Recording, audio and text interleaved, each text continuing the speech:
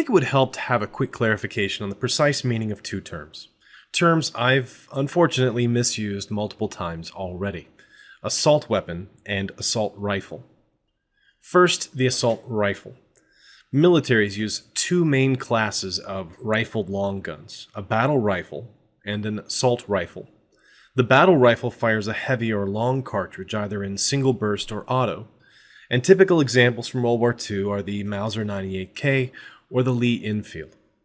The standard service rifle used in most modern militaries, since about the Vietnam era, is the assault rifle, which fires an intermediate cartridge sized between that of a pistol and a battle rifle cartridge.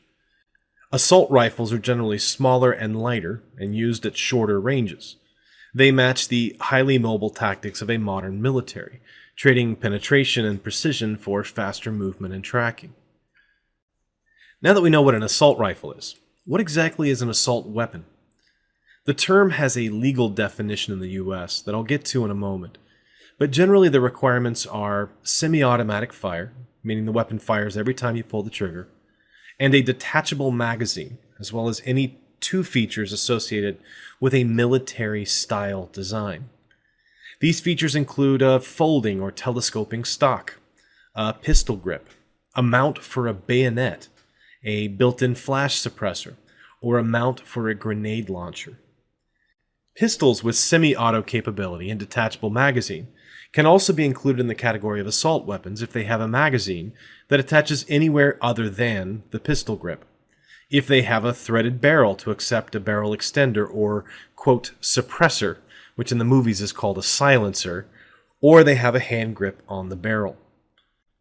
Semi-auto shotguns can also be classified as assault weapons if they have an adjustable stock, a pistol grip, a removable or revolving cartridge, or they carry more than 5 rounds internally. The laws around defining assault weapons were previously in Title 18 of U.S. Code, Chapter 44, but these definitions expired in 2004 with the end of the Violent Crime Control and Law Enforcement Act. I've been sloppy in my use of the term assault rifle to mean a semi-automatic rifle that meets the older definition of an assault weapon. My thanks to those who pointed out my mistake in terminology. In particular, I mean the AR-15, a semi-auto rifle with many of the same features of its military assault rifle equivalent, the M16 or M4. We saw the AR-15, or a similar type of semi-auto rifle, yet again this weekend, in use to kill innocents at the Los Angeles International Airport. My thoughts go out to the family of the victims of that tragedy.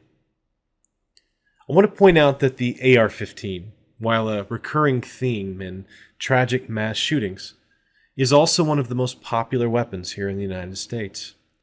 The reasons for its popularity as a hunting or sport rifle are generally stated as its low recoil, making it friendly for smaller or lighter people to fire; its use in hunting, where the semi-auto magazine-fed rounds allow for multiple shots on the same target; its flexibility, accepting a wide variety of peripheral devices like scopes to customize it to a user's particular application; and lastly, its availability and low cost.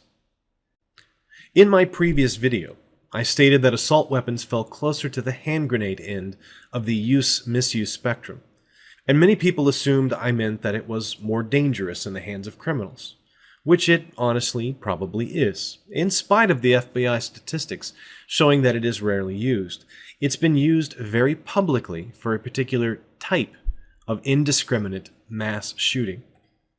But my argument is that they aren't especially good at self-defense.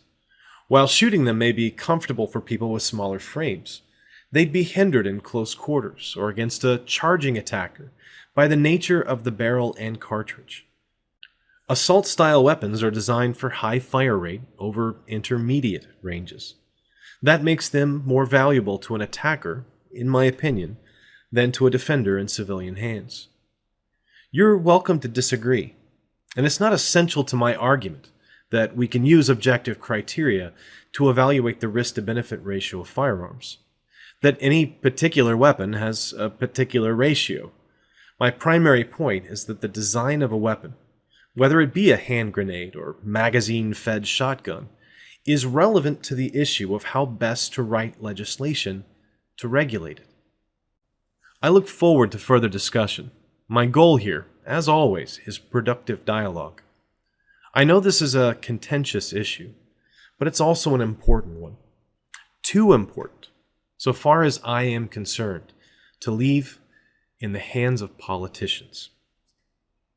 Thanks for watching. Every cell of each plant and animal contains genetic information coded onto the DNA molecule. The